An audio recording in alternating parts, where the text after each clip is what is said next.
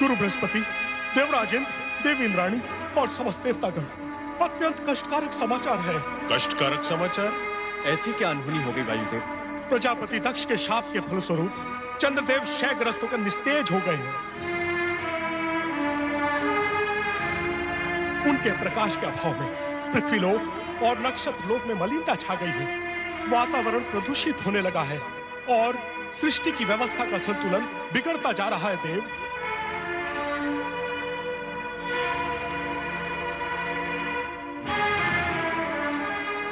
ये तो निसंदेह दुखद समाचार है वायुदेव। यदि शीघ्र इस समस्या के निराकरण हेतु कोई उपाय न किया गया तो चंद्रदेव सदा सदा के लिए निस्तेज हो जाएंगे। पुत्र चंद्र,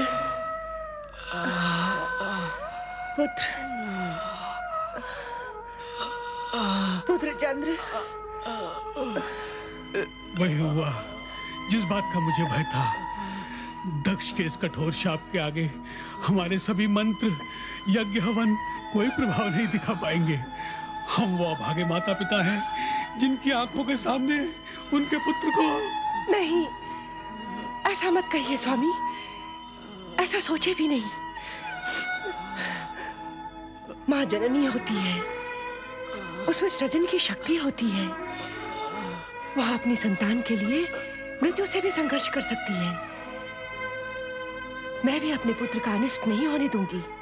परमपिता, क्या चंद्र सदा के लिए अस्त हो जाएगा? क्या आप नक्षत्रों को नए सिरे से अपने मार्ग निश्चित करने होंगे? कुछ तो कीजिए। हे सृष्टिकर्ता, आपकी सृष्टि पर संकट मंडरा रहा है। ये सत्य है, चंद्र से अपराध हुआ है, और यह भी सत्य है कि दक्ष ने क्रोध में आकर अपने अपराधी जामाता को श्राप दे डाला। उसे यह भी ध्यान न रहा कि चंद्र मात्र दक्ष का जामाता नहीं, सृष्टि का एक आवश्यक यंत्र भी है। उसके न रहने से पृथ्वी का संचालन डामाडोल भी हो सकता है। किंतु तो क्या सृष्टि समाप्ति के कगार पर पहुंचने वाली है परमपिता? मुझे ऐसा प्रतीत होता है कि सृष्टि की रचनात्मक शक्तियों का यह द्वंद्व एक सीमा से आगे नहीं बढ़ेगा। इस दशा में मुझे विचार करना होगा। विचार।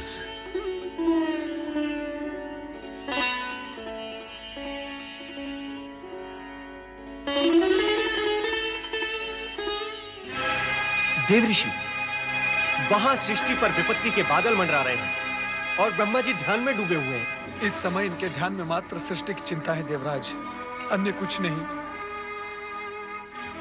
परंतु इसमें इतना सोच विचार करने की क्या आवश्यकता है?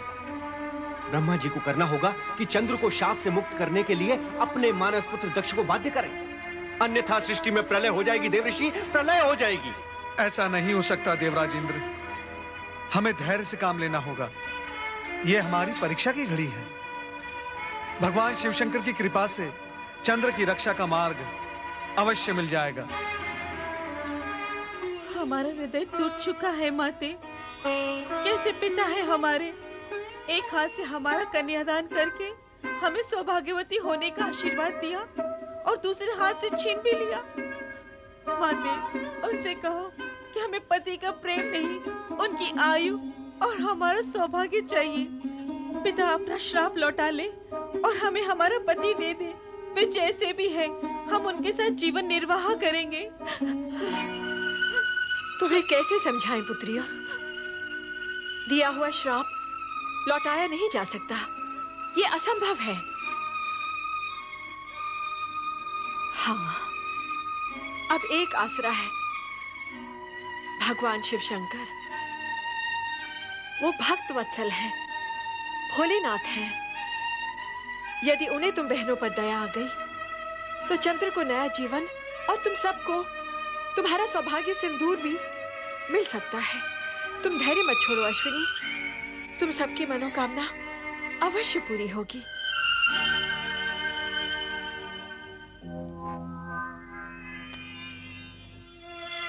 ये मौन कैसा? क्या मैं इस मौन का कारण जान सकता हूं? महारानी, कोई मेरे प्रश्न का उत्तर क्यों नहीं देता? आपके प्रश्न का उत्तर मैं देती हूँ पिताश्री। देखिए, देखिए इन्हें। ये आपकी वही प्रिय पुत्रियां हैं जिनके सौभाग्य चंद्र पर दक्ष नाम का ग्रहण लग गया है, जो चंद्र को निगल जाना चाहता है। पुत्री! क्रोधित मत होइए पिताश्री, और इतना मंगल करने के पश्चात आपको मुझे पुत्री कहने का भी कोई अधिकार नहीं। मैं जा रही हूँ अपने पति के पास। तुम वहां नहीं जाओगी, और यदि तुमने मेरी आज्ञा की अवहेलना की तो आप मुझे भी श्राप दे दीजिएगा। इससे अधिक आप कर भी क्या सकते हैं? माते, जीवन मृत्यु के इन संघर्ष क्षणों में मैं अपने पति को एकाकी नहीं छोड़ सकती। मैं जा रही हूँ। रोहिणी, यदि तुमने इस महल की चौखट भी लांगी तो मैं तुम्हें श्राप दे दूंगा। बस कीजिए, बस। यदि आप इन पुत्रियों के पिता हैं, तो मैं माता हूँ। प्रसव पीड़ा आपने नहीं, मैंने सही है। यदि आपने अपने मुख से एक भी अपशब्द कहा, तो मैं यही की यही अपने प्राण त्याग दूंगी। हाँ। आप कहाँ हैं प्रभु?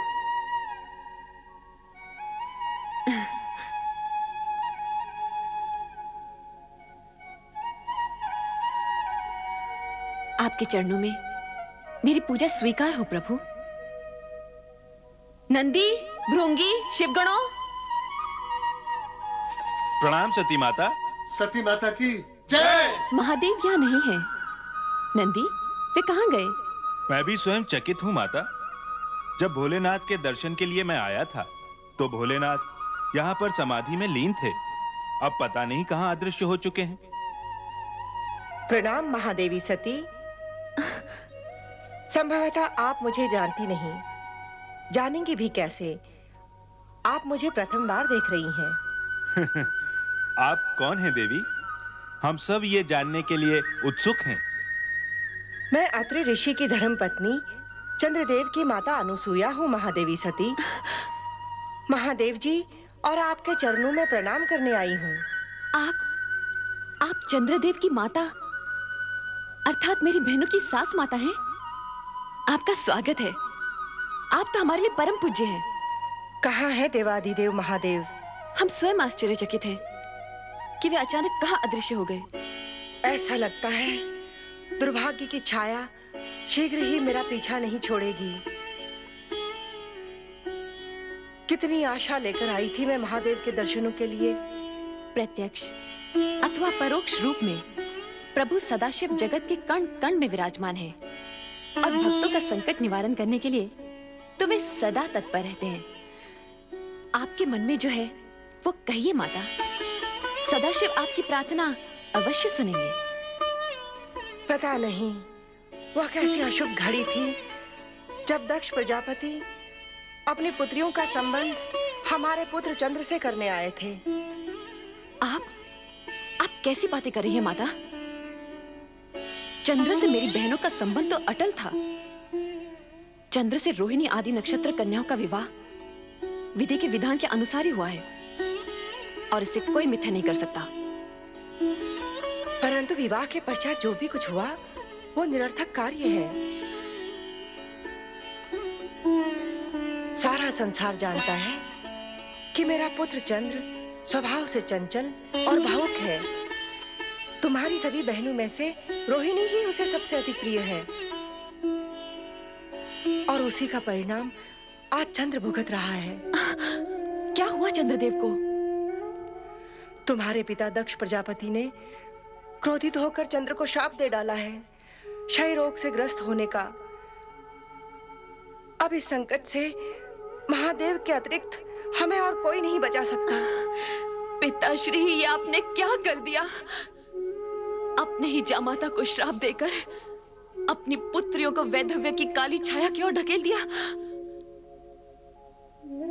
किंतु माता, मैं आपको विश्वास दिलाती हूँ कि मेरे पिताश्री का श्राप चंद्रदेव को नष्ट नहीं कर सकता। आपको विश्वास है?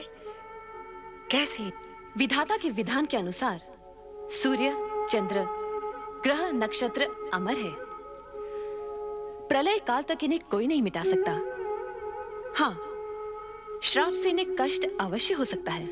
मैं चंद्र के कष्ट निवारण के लिए ही महादेव जी की शरण में आई हूँ। मुझे कष्ट निवारण का कोई उपाय बताइए महादेवी जी। चराचर पति शिव जी की अखंड आराधना से असंभव भी संभव हो जाता है। मैंने भी आराधना द्वारा ही कैलाश में शिव चरणों में स्थान पाया है। श्राप का प्रभाव नष्ट करने का एक ही उपाय है, और वो है मृत्युंजय महादेव की आराधना। ओम नमः शिवाय, मृत्युंजय महादेवाय नमोस्तुते।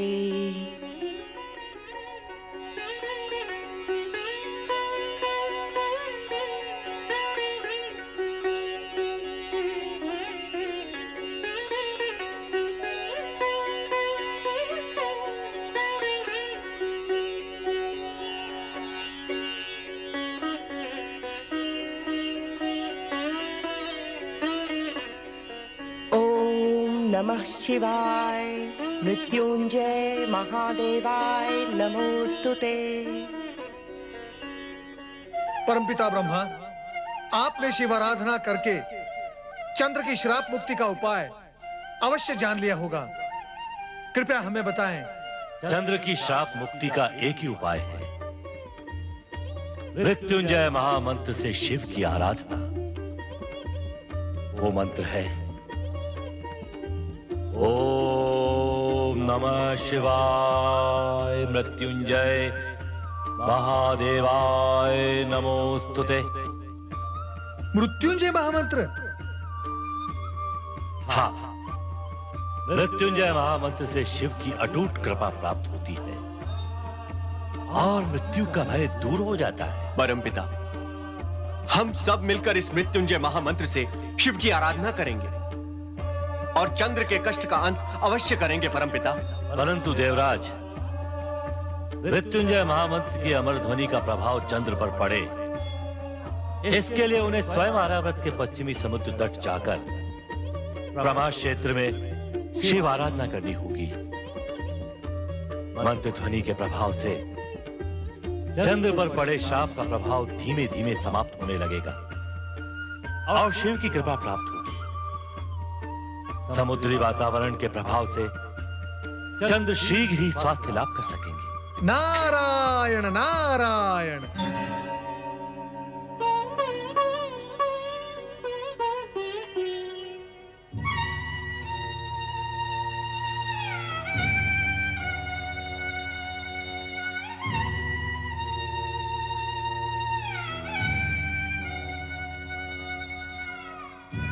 स्वामी, आपकी दुर्दशा मेरे ही कारण हुई है।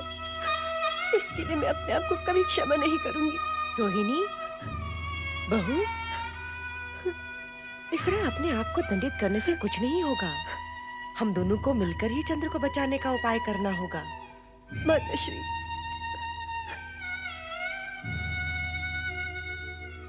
तुम समझती हो मेरे चंद्र की इस दुर्दशा का कारण तुम हो, परंतु यह सत्य नहीं है।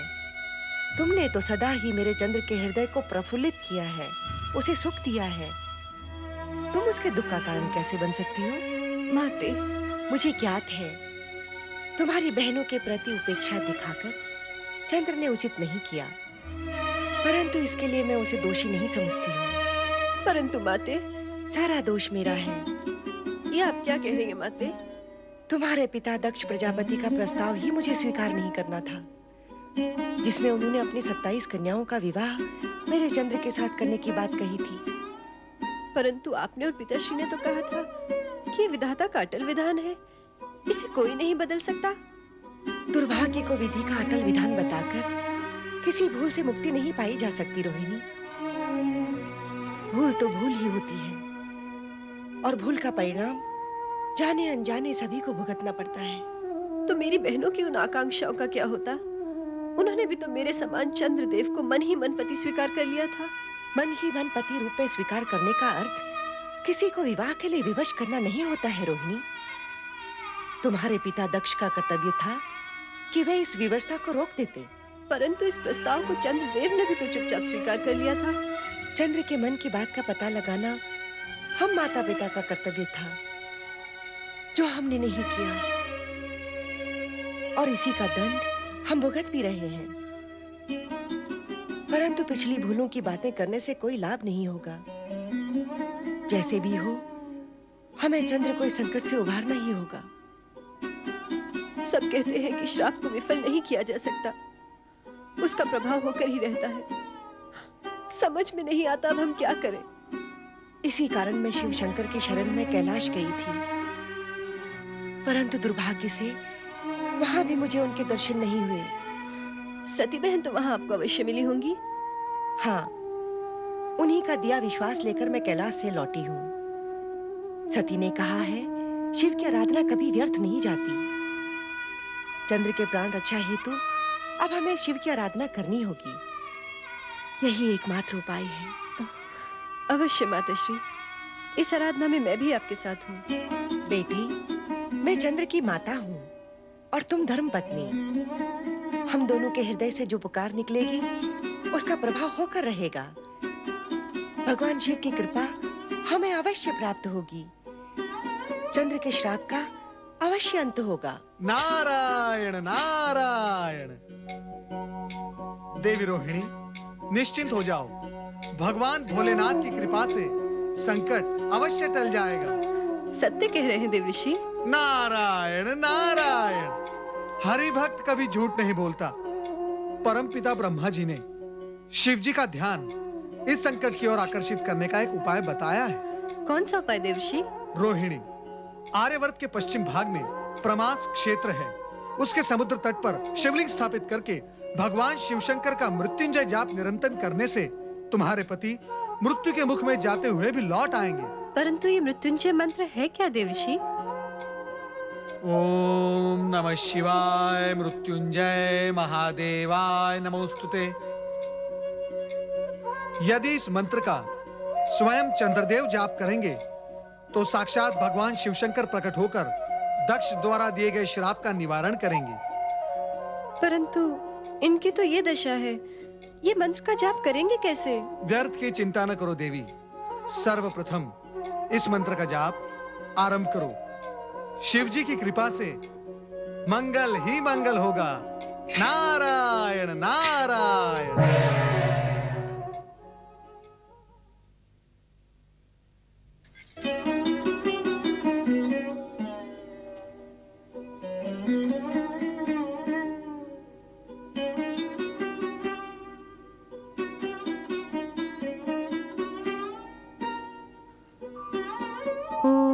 नमः शिवाय मृत्युंजय महादेवाय नमोस्तुते।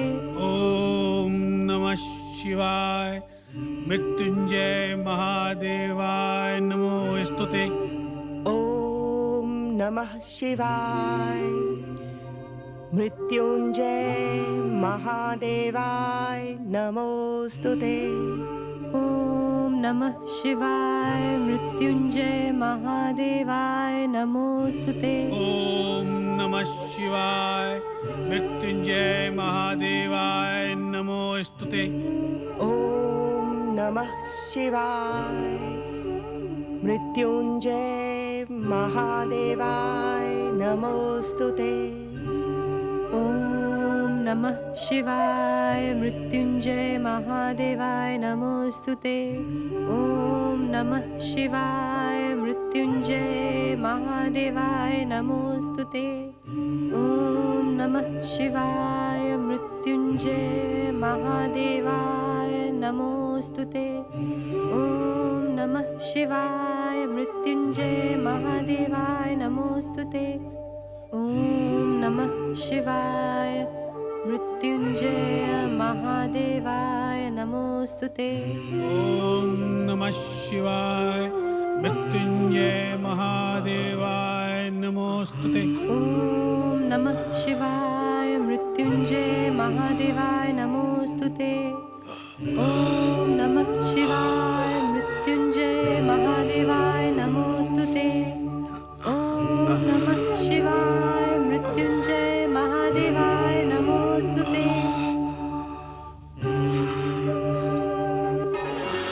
स्वामी, स्वामी आप माताश्री,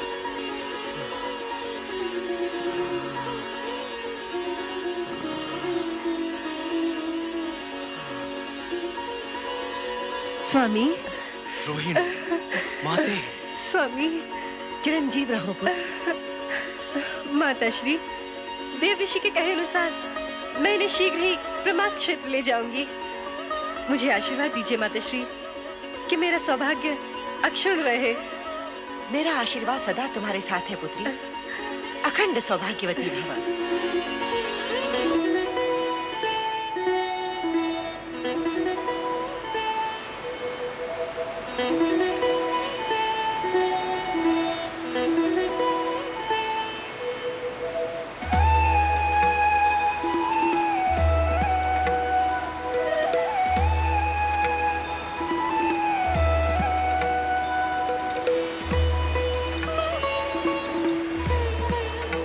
हे जलदेव, मेरे पति की रक्षा करना।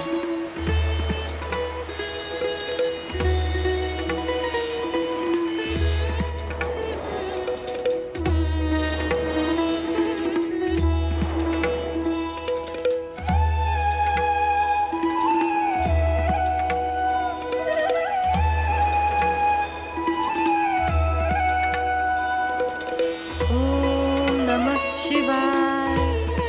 मृत्युंजय महादेवाय नमोस्तुते। ओम नमः शिवाय। मृत्युंजय महादेवाय नमोस्तुते। ओम नमः शिवाय। मृत्युंजय महादेवाय नमोस्तुते। ओम नमः शिवाय। मृत्युंजय महादेवाय नमोस्तुते। ओम नमः शिवाय। मृत्युंजय महादेवाय नमोस्तुते। ओम नमः शिवाय। मृत्युंजय महादेवाय नमोस्तुते। ओम नमः शिवाय। मृत्युंजय महादेवाय नमोस्तुते। ओम नमः शिवाय। मृत्युंजय महादेवाय नमोस्तुते। स्वामी, इस शिव मंत्र का निरंतर जाप करते रहें जब तक भगवान शिव की हम पर कृपा न हो। नमः शिवाय। मृत्युंजय महादेवाय नमोस्तुते। ओम नमः शिवाय। मृत्युंजय महादेवाय नमोस्तुते। ओम नमः शिवाय।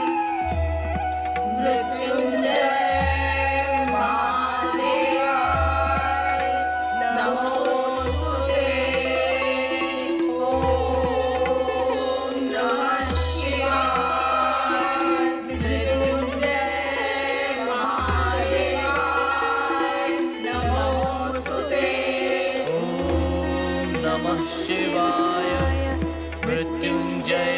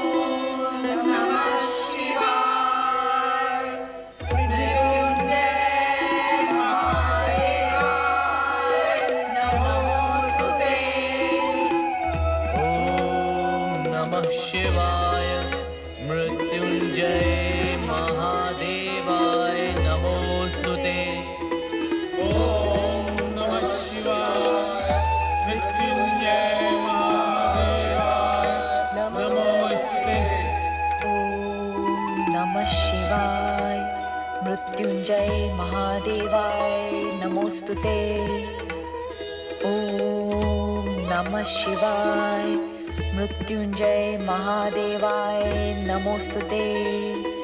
ओम नमः शिवाय मृत्युंजय महादेवाय नमोस्तुते।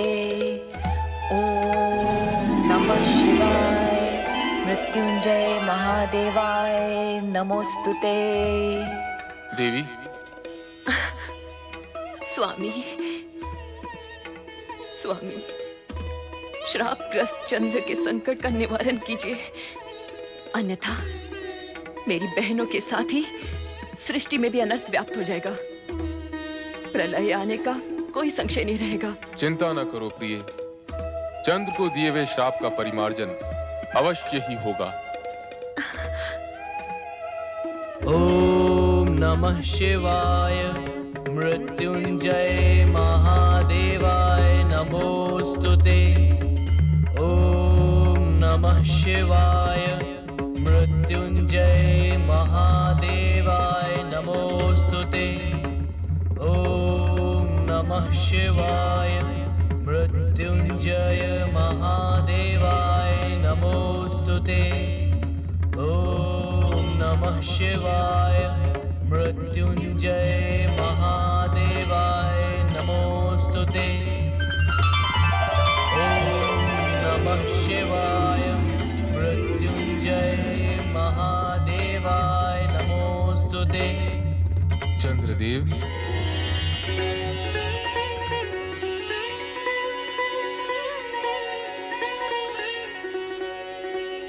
ओम नमः शिवाय मृत्युंजय महादेवाय नमोस्तुते। मृत्युंजय मंत्र के निरंतर जप से तुमने हमें प्रसन्न किया, साथ ही मृत्यु को भी जीत लिया। अब तुम्हें किसी प्रकार का कोई भय नहीं।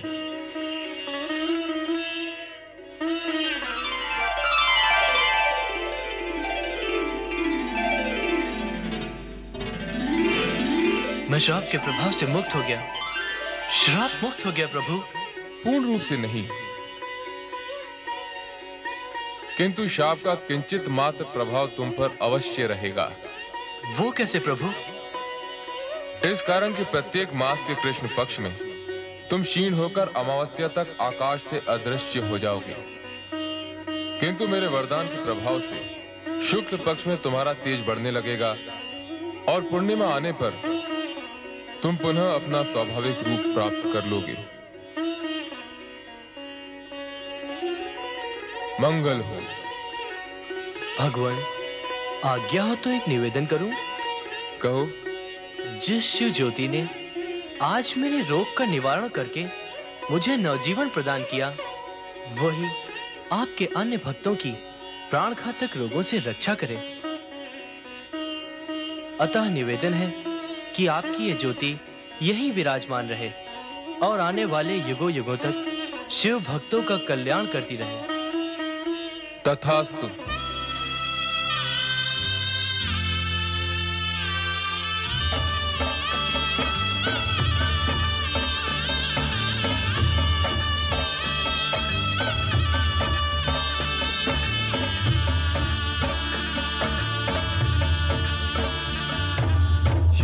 भक्त जनों ने पुकारा जब संकट पड़ने पर, शिव के भक्त जनों ने पुकारा जब संकट पड़ने पर, तब तब ज्योतिर्लिंग में पधारे अजय अमर शिव शंकर। अजय अमर शिव शंकर, अजय अमर शिव शंकर, अजय अमर शिव शंकर, अजय अमर शिव शंकर, अजय अमर शिव शंकर, अजय अमर शिव शंकर, अमर शिव शंकर, अजय अमर शिव शंकर।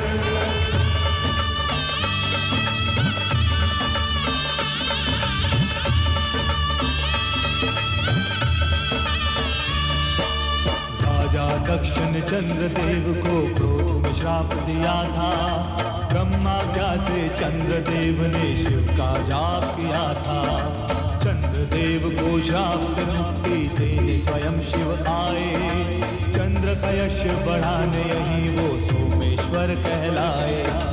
सौराष्ट्र के सोमनाथ की महिमा होती नहीं बखान जीवन, इनके स्मरण से मिल जाता है मन चाहा वरदान। सोमनाथ जी नए रूप में आज भी मन को भाए, इनके दर्शन करने से ही रोग निकट ना आए। सोमनाथ शिव की जय हो, सोमनाथ शिव की जय हो, सोमनाथ शिव की जय हो, सोमनाथ शिव की जय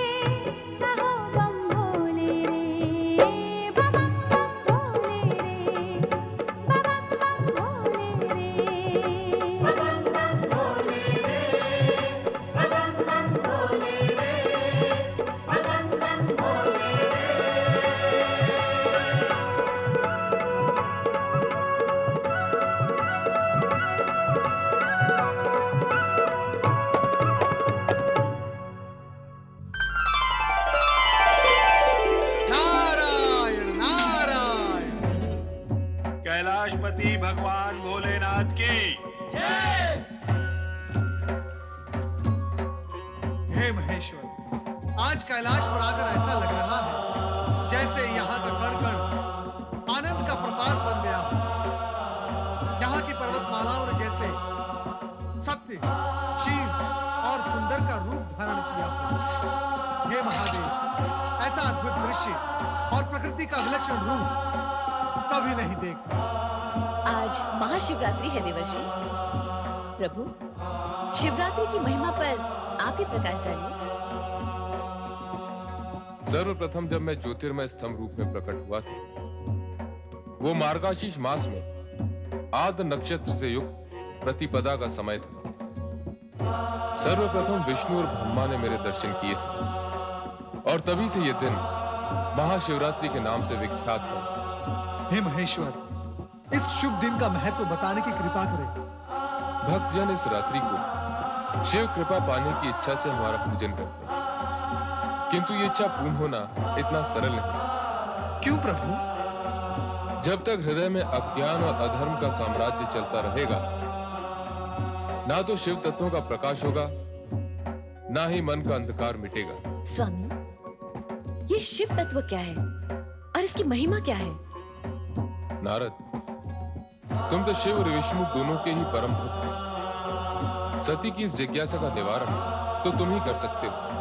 अवश्य करूंगा महादेव, किंतु इस समय मेरा मन गुरुद्रोह की व्यथा से व्याकुल है।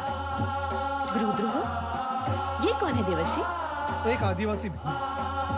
अभी अभी अपनी आंखों से उसकी व्यथा देखकर आ रहा हूं। किंतु ये गुरुद्रोह है कौन और इसकी व्यथा क्या है? कृपा करके मुझे भी बताइए ना देवर्षि।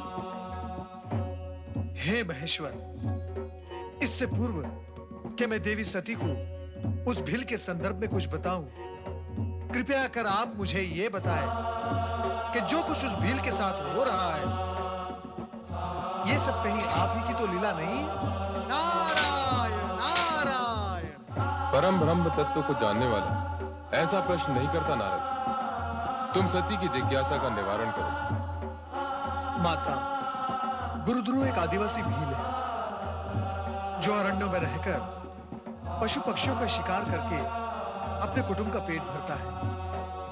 आज मैंने अरण्य में क्या देखा कि गुरुद्रोह एक हिरनी पर अपना लक्ष्य साध के उसके पीछे पीछे भाग रहा था। हिरनी की भागने की गति इतनी तीव्र थी कि बहुत प्रयास करने पर भी गुरुद्रोह का लक्ष्य हिरनी पर नहीं लग रहा था। देखते ही देखते हिरनी अदृश्य हो गई और गुरुद्रोह हताश और निराश हो गए।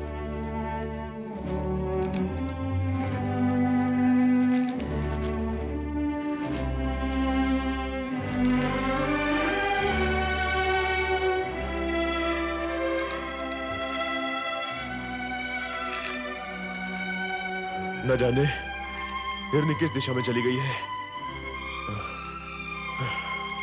इस पेड़ पर चलकर देखता हूं।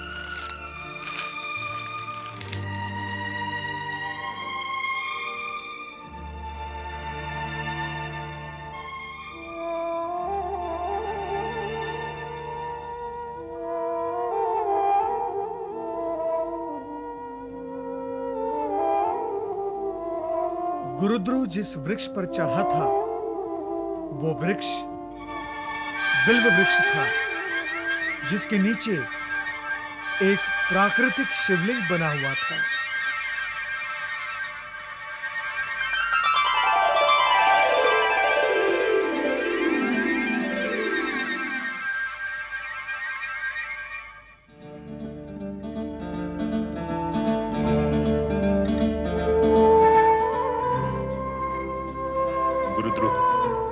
तू इस निरीह प्राणी के प्राण क्यों हरना चाहता है? इसने तेरा आखिर क्या अनिष्ट किया है जो तू इसके प्राणों के पीछे पड़ा हुआ है?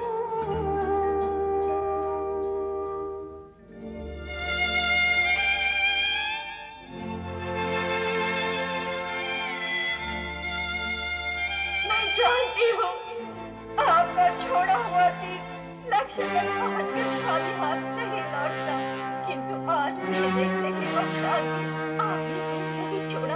आप किसी दुविधा में हैं और मेरी मृत्यु की घड़ी टल चुकी है। मैं आपकी आभारी हूँ। मेरे पति और बच्चे आपके सदा ऋणी रहेंगे, आपके सदा ऋणी रहेंगे।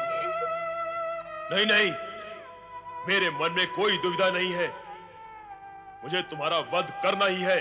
मैं आपसे विनती करती हूँ, मुझे छोड़ दीजिए, मेरे बच्चों का अनाथ मत करिए। तुम्हारे बच्चों की चिंता करके यदि तुम्हें छोड़ दिया तो मेरे बच्चे भूख से तड़प तड़प कर मर जाएंगे। नहीं, ये मैं नहीं होने दूंगी। मेरे पति और बच्चे मेरी प्रतीक्षा कर रहे होंगे। बस मुझे इतना समय दे दीजिए कि उनसे एक बार मिलूं और कह भी हूं कि यही हमारा अंतिम मिलन है। भगवान के लिए मेरी ये विनती स्वीकार कर लीजिए। और तुमने छल किया तो? तुम न लौटी तो? मैं एक माँ हूँ, बच्चों की भूख का अर्थ समझती हूँ। मेरे छल के कारण आपके बच्चों का अनिष्ट हो, ये मुझे कभी सहन नहीं होगा। मैं आऊंगी, अवश्य आऊंगी, ये मेरा वचन रहा। प्राणों के भय के आगे वचन झूठे पड़ जाते हैं। और फिर भूखे के सामने पकवानों से भरी थाली या शिकारी के सामने शिकार हो और वो उसे छोड़ दे, ये कैसे संभव हो सकता है?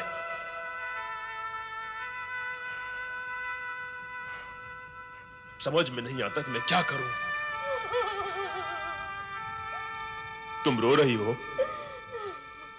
नहीं, मुझे तुम पर दया आ रही है। दया? और मुझ पर? हाँ, क्योंकि मैं तुम्हें तुम्हारे धर्म से विमुख कर रही हूँ। यदि घोड़ा घास पर दया करेगा तो खाएगा क्या? तुम शिकारी हो, यदि सामने आया शिकार छोड़ दोगे तो तुम्हारे परिवार का पेट कैसे भरेगा? तुम तुरंत चली जाओ यहां से, अन्यथा स्वभाववश हाथ में पकड़ा ये बाण चल जाएगा और तुम्हारे प्राण पखेरु उड़ जाएंगे।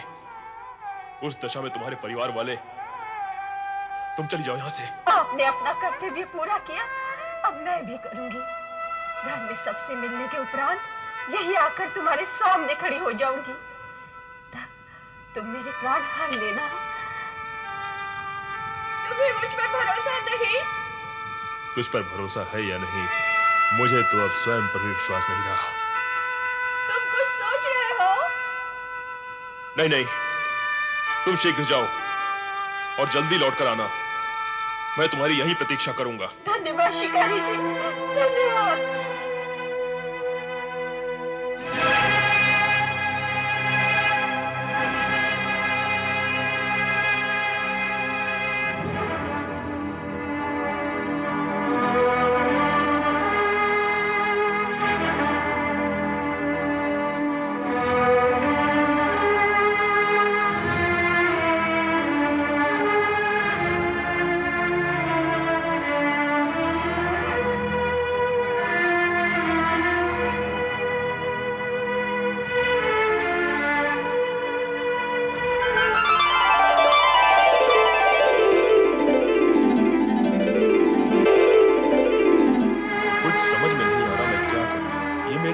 क्या हो रहा है? दया, ममता, करुणा, मैंने तो इन भावों को पहले कभी नहीं जाना, कभी नहीं समझा।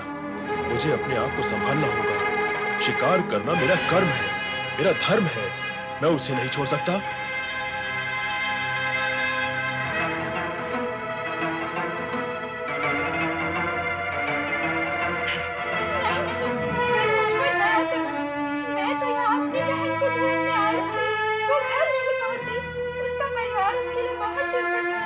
चिंता मत करो, अब तक तो वो घर पहुंच गई होगी और कुछ ही देर में पुनः यहाँ आती होगी, तब मैं उसका शिकार करूंगा। किंतु उससे पहले नहीं, मुझे छोड़ दो। अच्छा, इतनी ही देर के लिए छोड़ दो कि मैं घर जाकर देख आऊं मेरी बहन पहुंच गई अथवा नहीं। मैं वचन देती हूँ, कुछ ही देर में मैं स्वयं तुम्हारा बाण खाकर प्राण त्यागने के लिए तैयार होकर आऊंगी। कृपया मुझ पर विश्वास करो। चलो ठीक है, मैं तुम्हारी भी प्रतीक्षा में यहीं बैठा रहूंगा।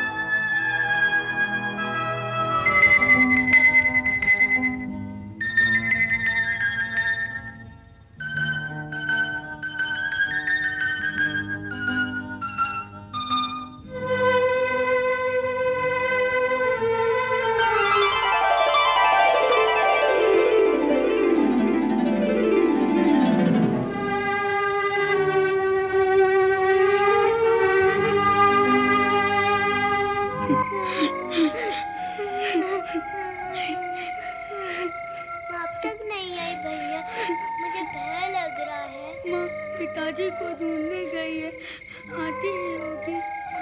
भूख लगी है। भूख तो मुझे भी लग रही है। बड़ी भूख लगी है।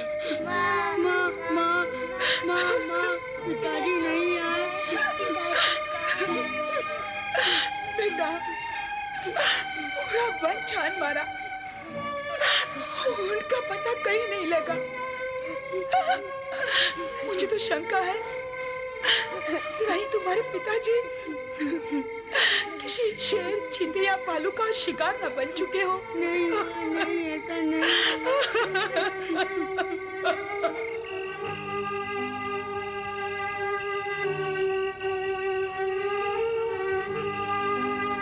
लगता है वे दोनों नहीं आएंगी। मुझे मूर्ख बना के चली गई। अब प्रतीक्षा से कोई लाभ नहीं।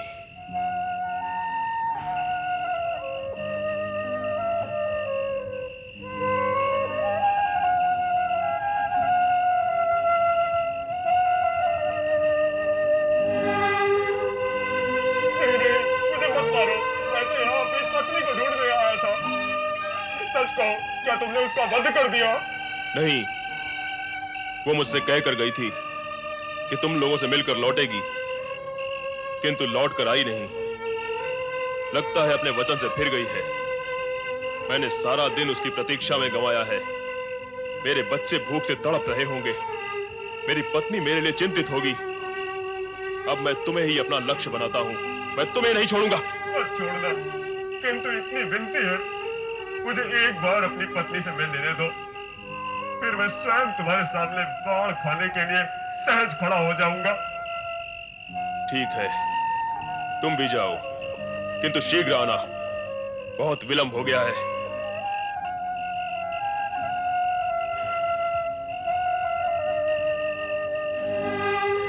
अब और प्रतीक्षा नहीं की जाती मुझसे।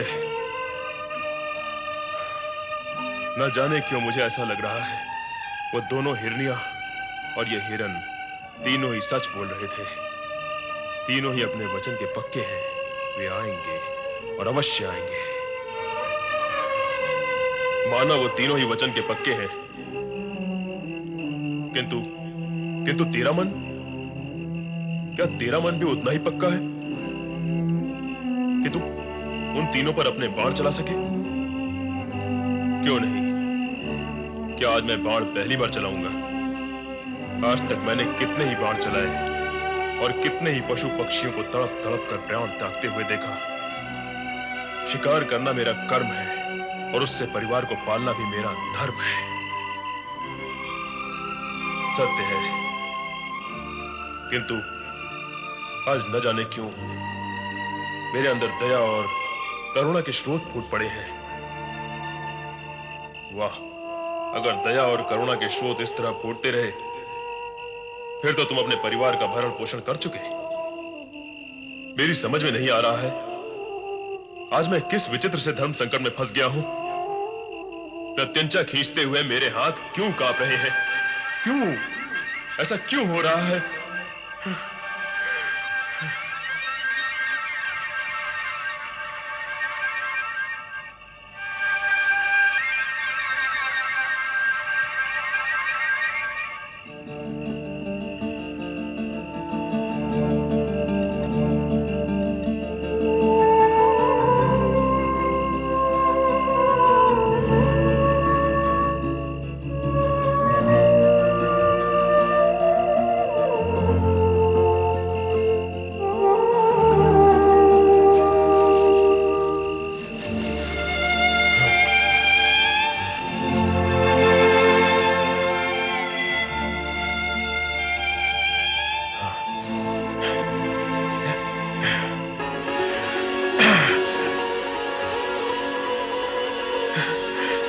प्रभु, आप प्रभु,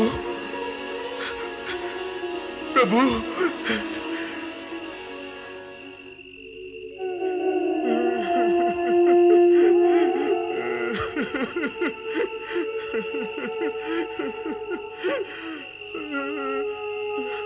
मैं क्या करूं भगवान, मैं क्या करूं?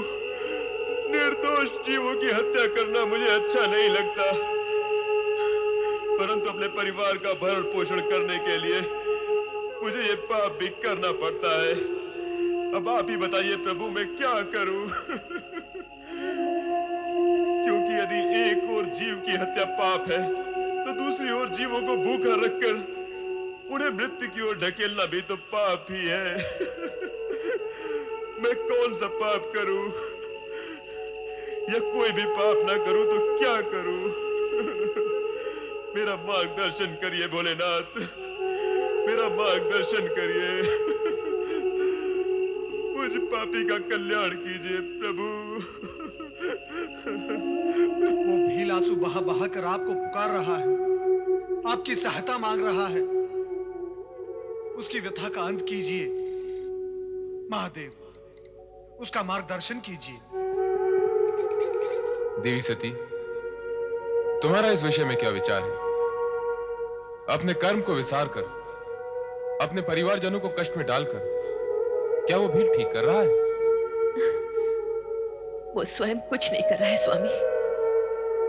उसके स्पर्श से अनजाने में जो बेलपत्र आपके लिंग पर गिरे हैं, इसी कारण उसका हृदय परिवर्तित हो गया है। वो क्रूर से दयालु बन गया है। वो विवश कहीं का नहीं रहा। देवर्षि उचित कह रहे हैं प्रभु, अब आप ही उसका मार्गदर्शन करें और उसे धर्म की राह पर लगाएं।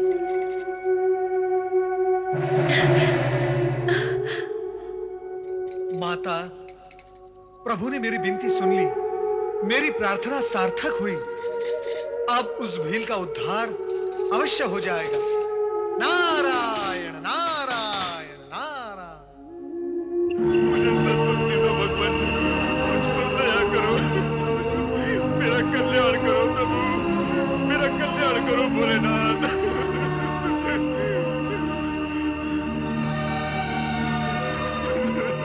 हम अपने वचन के अनुसार यहाँ आ पहुंचे हैं। अब तुम अपना बाण उठाओ और अपने कर्म का पालन करो। ऐसे क्या देख रहे हो? बाण चढ़ाओ, चढ़ाओ बाण। विलंब मत करो, तुम्हारे बच्चे और पत्नी भूख से बिलख रहे होंगे। भूख से भी बढ़कर तुम्हारे घर ना लौटने के कारण आशंकित भी होंगे। तुम अपना काम समाप्त करो और जल्द ही घर लौट जाओ। नहीं नहीं, मैं तुम्हें नहीं मारूंगा। मुझे अपने परिवार का भूखा मरना स्वीकार है, किंतु तुम निर्दोषों की हत्या करना नहीं।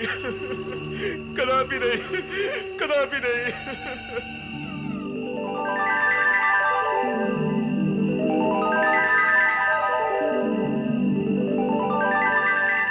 भोलेनाथ, भोलेनाथ।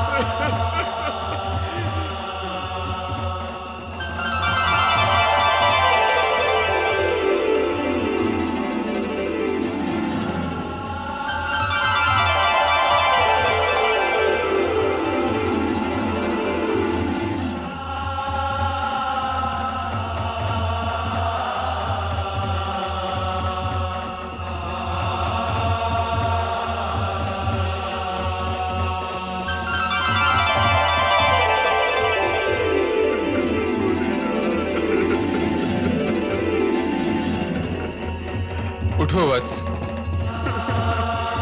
गुरुद्रु, उठो।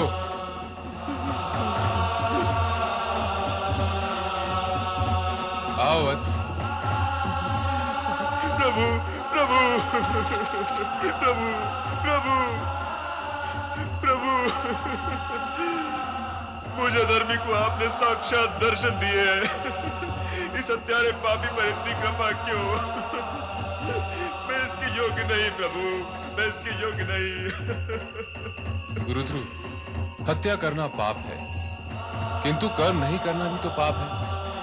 और तुम्हारा तो कर्म ही ऐसा है जो तुम्हें न चाहते हुए भी पाप का भागी बना देता है। किंतु आज से तुम्हें ऐसा काम नहीं करना पड़ेगा जो तुम्हें पाप और आत्मग्लानि के बोझ तले दबाता जा रहा है। प्रभु, किंतु इतनी कृपा मुझ जैसे दीनहीन व्यक्ति पर क्यों? क्यों प्रभु? आज महाशिवरात्रि है। आज के इस पावन दिन बिल्व पत्रों से मेरी पूजा करने के पुण्य के फल स्वरूप तुम्हारा यह कायाकल्प हुआ है और तुम तीनों ने आज के इस पावन दिन अपना दिया हुआ वचन पूरा कर दिखाया। ये देवी रूप उसी का फल है। तुम्हें मृग योनि से अपनी स्वाभाविक दिव्य योनि प्राप्त हुई। ओम नमः शिवाय। पिताजी, तुम सब इस रूप में? ये सब तुम्हारी भक्ति का प्रसाद है। आज महाशिवरात्रि के दिन मेरी पूजा करने के फलस्वरूप तुम अपने पूर्व पापों से मुक्त हो गए और श्रृंगवेरपुर के राजा बन गए। मैं और राजा? हाँ, अपने परिवार सहित वहां जाकर शिव आराधना को मन में उतार कर राज सुख का उपभोग करो।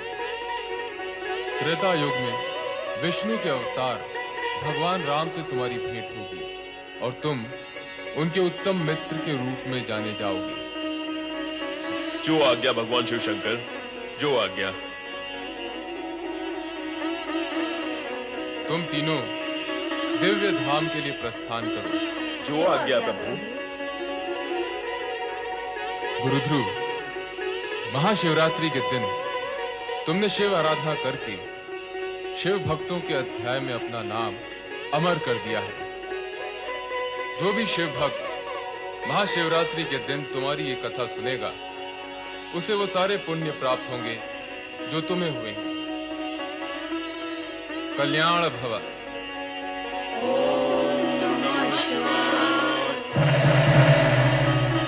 शिव कृपा से इस प्रकार गुरुद्रोह, उनकी पत्नी और दोनों बालकों ने श्रृंगवेरपुर राज्य की ओर प्रस्थान किया। ओम नमः शिवाय। श्रृंगवेरपुर नरेश महाराज गुरुद्रोह की। श्रृंगवेरपुर नरेश महाराज गुरुद्रोह की। श्रृंगवेरपुर नरेश महाराज गुरुद्रोह की। श्रृंगवेरपुर नरेश महाराज गुरुद्रोह की। महाराज, श्रृंगवेरपुर की प्रजा आप जैसे शिव भक्त को अपने राजा के रूप में पाकर अति प्रसन्न है। महामंत्री जी, ये सब भगवान शिव की कृपा का फल है। हम चाहते हैं हमारी प्रजा निरंतर भगवान शिव की आराधना करके उनकी कृपा प्राप्त करती रहे, जिससे कभी किसी को कोई कष्ट न हो। अवश्य महाराज, सारी प्रजा में ओम नमः शिवाय इस पंचाक्षरी मंत्र की गूंज उठ रही है। ओम नमः शिवाय। ओम नमः शिवाय। नारायण नारायण। महामंत्री का कथन अत्यंत सत्य है महाराज। महाशिवरात्रि की रात्रि को आपके मन में जो शिव भक्ति की ज्योति प्रकट हुई थी, उसी के प्रभाव से आपको ये शिव भक्त प्रजा और श्रृंगवेरपुर राज्य प्राप्त हुआ है। ओम नमः शिवाय। मुझे सब स्मरण है देवर्षि। मुझे ये भी स्मरण है कि उस रात आप ही ने मुझे बिल्व पत्र के पेड़ पर बैठे देखा था और नारायण नारायण। और मैं वहां से सीधा शिव सती के शरण में कैलाश पहुंच गया था। राजन, आप अत्यंत भाग्यवान हैं। महाशिवरात्रि के दिन आपके हाथों हुई शिव भक्ति और पशुवत से विरक्ति के कारण शिव भक्ति में और उसके इतिहास में आपका नाम अमर हो गया है। स्वयं शिवजी और माता सती आपकी शिव भक्ति की प्रशंसा करते हैं। ये सब आपकी कृपा है देवर्षि। मेरी नहीं राजन, भोलेनाथ की कृपा है। और जब भोलेनाथ की कृपा होती है तो असंभव भी संभव हो जाता है। राजन, मैं आपको एक रहस्य बताना चाहता हूँ। कौन सा रहस्य देवर्षि? युगों युगों तक आप श्रृंगवेरपुर पर राज करेंगे। शिव भक्ति से प्राप्त सिद्धि के कारण आपकी आयु अपरिमित होगी। आप त्रेता युग में भी जीवित रहेंगे। क्या कह रहे हैं देवर्षि? मैं त्रेता युग में भी जीवित रहूंगा? हाँ राजन, भगवान विष्णु जब त्रेता युग में राम का अवतार लेंगे तब आप उनकी सहायता करेंगे और राम भक्त के रूप में आपका नाम अमर हो जाएगा। धन्य है देवर्षि, आप सचमुच धन्य हैं। आपने मुझ पर जो उपकार किया है उसके लिए मैं सदा आपका ऋणी रहूंगा। नारायण नारायण। मैं तो शिव जी का छोटा सा सेवक हूँ। उपकार तो आपको भोलेनाथ का ही मानना होगा राजन, क्योंकि उनकी इच्छा से ही आपको शिव भक्ति प्राप्त हुई है। और इस उपकार का ऋण चुकाने के लिए आपको अपने राज्य में स्थान स्थान पर शिव मंदिरों का निर्माण करना होगा, जिससे शिव भक्ति की गूंज संसार में गूंज उठे। ऐसा ही होगा देवर्षि, ऐसा ही होगा। हम राज्य के कोने कोने में शिवालयों का निर्माण करवाएंगे और हर शिव पर्व पर उत्सव मनाएंगे, और ये सब भोले शंकर की कृपा से होगा। ओम नमः शिवाय। राजन, जानते हो, इसी ओम नमः शिवाय के प्रभाव से वो हिरण और हिरणी कहां पहुंच गए, जिन्हें आपने प्राणदान दिया था? नहीं देवर्षि, बताइए वे कहां हैं? महाशिवरात्रि को अपना वचन निभाने और शिव भक्ति में सहयोग करने के कारण वे पशु योनि को त्याग कर सीधे स्वर्गलोक पहुंच गए हैं। स्वर्गलोक में? हाँ राजन, अब मैं स्वर्गलोक पहुंचकर उन्हें भी ओम नमः शिवाय की महिमा सुनाऊंगा। नारायण नारायण।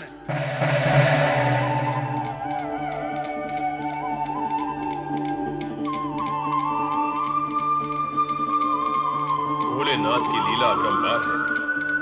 बोलो ओम नमः शिवाय, ओम नमः शिवाय। देवराज और देवी शची को हमारा भी प्रणाम। मेरा भी प्रणाम स्वीकार कीजिए।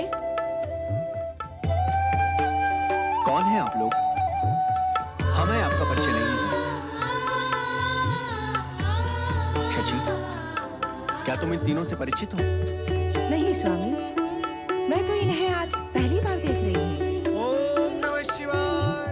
नारायण नारायण। देवऋषि नारद। भगवान शिव आप सबका कल्याण करे। देवराज जी, आप मृगेश, मृगावती और हिरण्याक्षी को पहली बार देख रहे हैं। इसमें आश्चर्य की बात नहीं है, क्योंकि महाशिवरात्रि के दिन एक शिव भक्त को दिए वचन को निभाने के कारण इनका हिरण और हिरणी के जन्म से उद्धार हो गया। ये सब भगवान भोलेनाथ की कृपा है। हिरण हिरनी? देवऋषि, हम तीनों पहले हिरण हिरनी थे। आप तीनों नारद की बात पर विश्वास कीजिए और भगवान शिव की भक्ति की ज्योति जलाए रखिए, जिसने आपका उद्धार किया है। नारायण नारायण। अवश्य देवऋषि, हम शिव आराधना की धुनी रमाएंगे। देवराज, देवी सती, मेरी आपसे प्रार्थना है कि स्वर्ग के सुख में इतना न डूबिए कि आपको भगवान भोलेनाथ का ध्यान ही न रहे। देवऋषि, हम इस बात का अवश्य ध्यान रखेंगे। देवराज, देवऋषि। मरुदेव, आप अशांत और चिंतित क्यों हैं? आपको तो सब कुछ ज्ञात है देवऋषि। भगवान शिव ने मेरी पुत्री सुयशा की आराधना का कोई उत्तर नहीं दिया, इसी हेतु चिंतित हूं और अपनी इसी चिंता को व्यक्त करने हेतु देवराज के पास आया हूं। मारुदेव, भगवान शिव की आराधना करने वाले भक्त की चिंता तो स्वयं भगवान शिव ही मिटा सकते हैं। अवश्य मिटाएंगे। नारायण नारायण। और भगवान शिव की आराधना का फल तो उत्तम ही होता है। आप देख नहीं रहे मारुदेव, मृगेश, मृगावती और हिरण्याक्षी को आपकी पुत्री सुयशा की प्रार्थना भी भगवान शिव अवश्य सुनेंगे, शीघ्र ही सुनेंगे। नारायण नारायण। मेरी पुत्री सुयशा ने शिव के विशेष सेवक नंदी को मन ही मन अपना पति मान लिया है, परंतु नंदी शिव की सेवा में लीन होकर सब कुछ भूल गए हैं। आप मेरी पुत्री पर दया कीजिए देवऋषि, उसके वियोग का अंत कीजिए। ये काम तो भगवान शिव की कृपा से ही संभव होगा। हाँ, मैं आपकी विनती उन्हें सुना दूंगा। मारुदेव, कहाँ है देवी सुयशा? अलकापुरी के शिवालय में शिव की अखंड आराधना कर रही है। ओम नमः शिवाय, ओम नमः शिवाय, ओम नमः शिवाय, ओम नमः शिवाय, ओम नमः शिवाय, ओम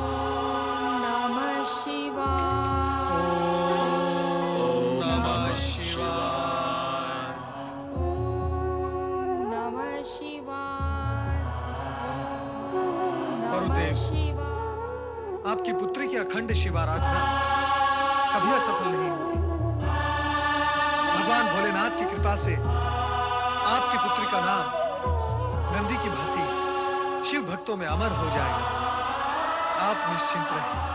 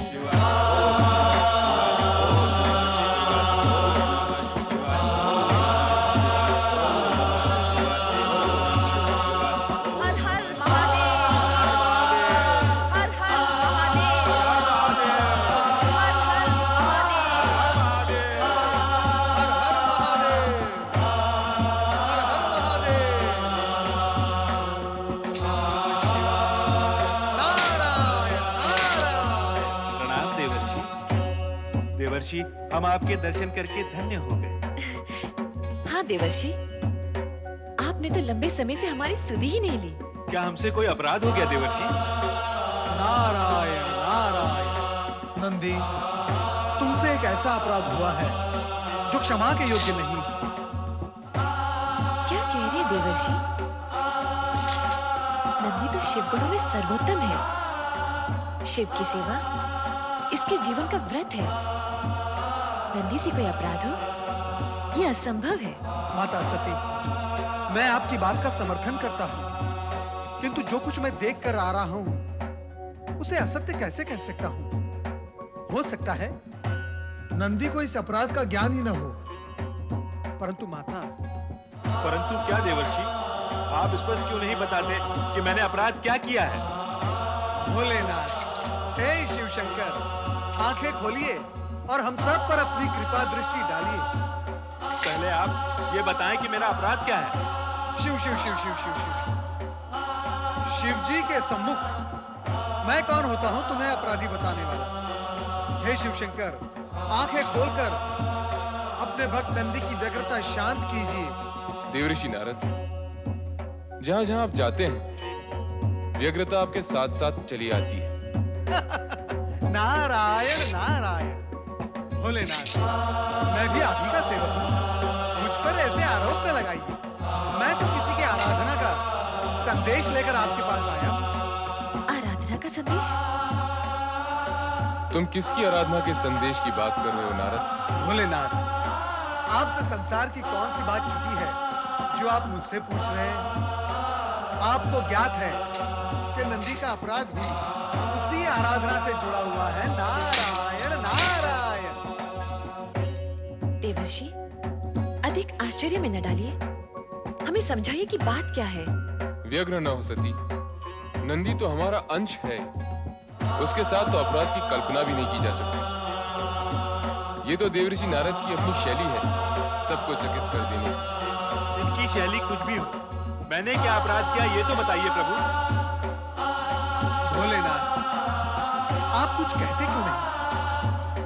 हाँ प्रभु, कुछ तो कहिए, हमारी व्यग्रता दूर कीजिए। देवी सती, शिवगणों के अध्यक्ष नंदी कथा से तो तुम अपरिचित नहीं, परंतु नंदी संभवतः हमारी भक्ति में लीन होकर पिछली बातें भूल गए। इन्हें पति रूप में स्वीकार करने वाली मरुदेव की पुत्री देवी स्वेशा नंदी को पति रूप में पाने से वंचित होकर अलकापुरी शिवालय में मेरी आराधना कर रही है। यही नंदी का अपराध है, क्यों देवऋषि? हाँ देवादिदेव, नंदी को इस कर्तव्य का स्मरण कराने हेतु मैं यहाँ आया हूँ। देवी सती, उस घटना का स्मरण कीजिए जब हम शिलाद ऋषि की तपस्या की पुकार सुनकर उनके पास गए थे, तब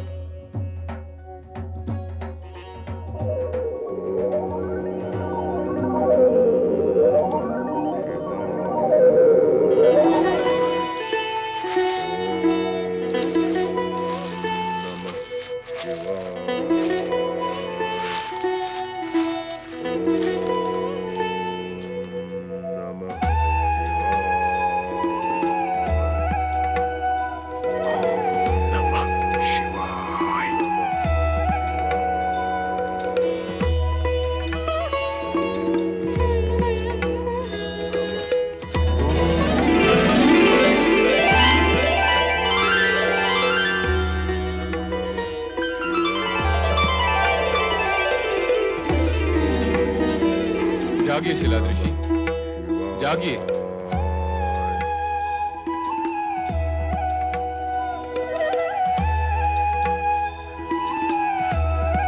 जय भोलेनाथ। भोलेनाथ, भोलेनाथ, भोलेनाथ। उठिए शिलाद ऋषि, उठिए। भोलेनाथ, आपने स्वयं पधार कर मुझे दर्शन दिए। मैं तो धन्य हो गया प्रभु, धन्य हो गया। धन्य तो सचमुच आप हैं ही शिलाद ऋषि। अपने सुख दुख विसार कर ऐसी कठोर तपस्या करके अनन्य भक्त का परिचय दिया है। मांगिए, अपनी तपस्या का फल मांगिए। प्रभु, निसंकोच कहिए शिलाद ऋषि, जो इच्छा हो मांगिए। प्रभु, आपकी मनोकामना अवश्य पूर्ण होगी। भोलेनाथ, भोलेनाथ, मुझे ऐसा शिव भक्त पुत्र दीजिए जो अयोनिज और अमृत्यु हो। अयोनिज और अमृत्य अर्थात ऐसा पुत्र मांगते हो जो किसी माँ के पेट से जन्मा न हो और जिसकी कभी मृत्यु भी न हो। प्रभु, मुझे अनंत काल तक शिव जी की भक्ति करने वाला पुत्र दीजिए। तुम्हारी तपस्या के फलस्वरूप हमने कह दिया कि तुम्हारी मनोकामना अवश्य पूर्ण होगी। तथास्तु। जय भोलेनाथ। आइए आपकी कुटिया में, आपका अजन्मा अमर बालक आपकी प्रतीक्षा कर रहा है। प्रभु, आइए।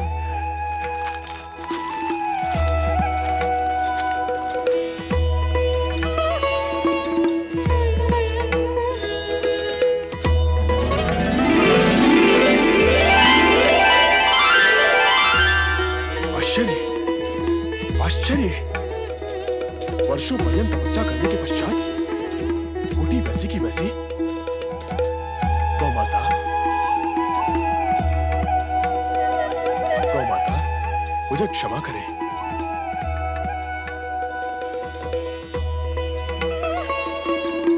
देवेश्वर, आपने इस तुच्छ मानव पर बड़ी कृपा की है प्रभु। नहीं शिलाद, भक्त कभी तुच्छ नहीं होता। वो तो सदा अपने आराध्य देव की कृपा से संपन्न रहता है। ओम नमः शिवाय, ओम नमः शिवाय, ओम नमः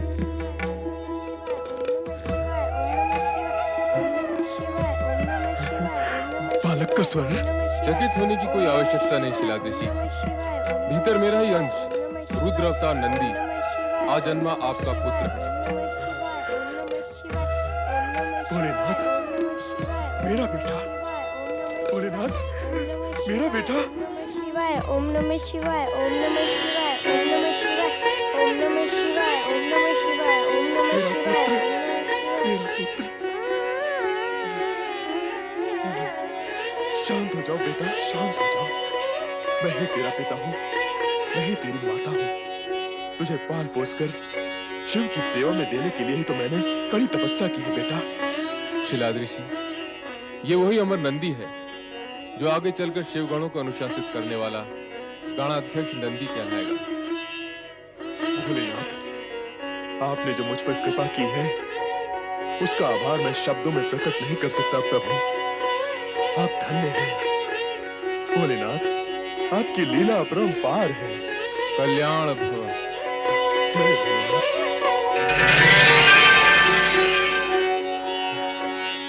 बेटा, बेटा, मेरा बेटा। जय शिव शंभो, जय शिव शंभो, जय शिव शंभो, जय शिव शंभो, जय शिव शंभो, जय शिव शंभो, जय शिव शंभो।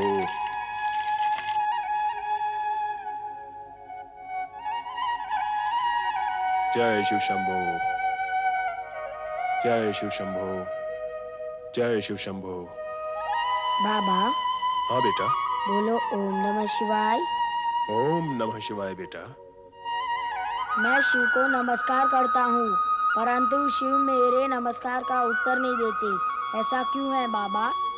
बेटा, शिव जी तो सबका नमस्कार मौन रहकर ही स्वीकार करते हैं और उनके कल्याण की कामना करते हैं बेटा। मुझे शिव जी को देखना है बाबा। मैं उनसे बात करने का इच्छुक हूँ। बेटा, शिव जी जब ऐसा समझेंगे कि तुमसे मिलना आवश्यक है तो स्वयं आकर तुमसे मिलेंगे बेटा।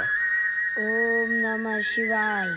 हे शिव शंकर, मुझे शीघ्र मिलो। जय शिव शंकर। मैं भी देखता हूँ कैसे शिव जी प्रसन्न नहीं होते।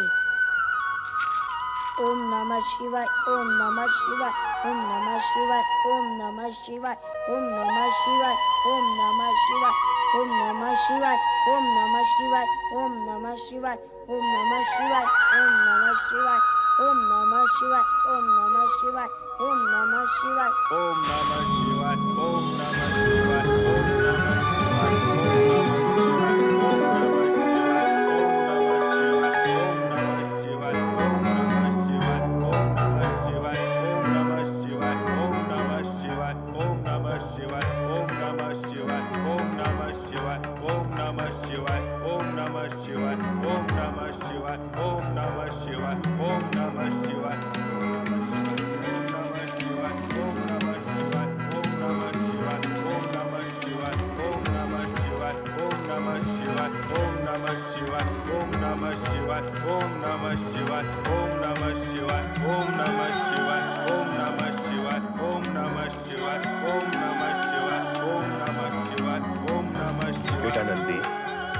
बेटा नंदी, पिछले कई दिनों से तूने कुछ भी नहीं खाया है, अब तो खा ले।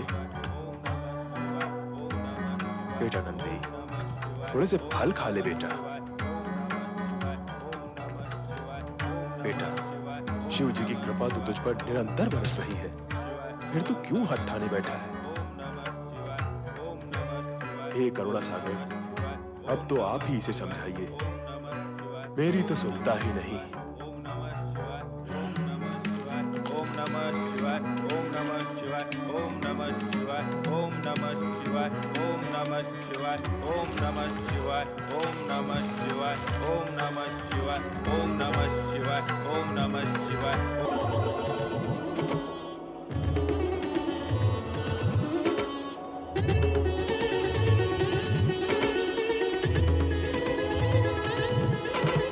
वो देखो। हाँ।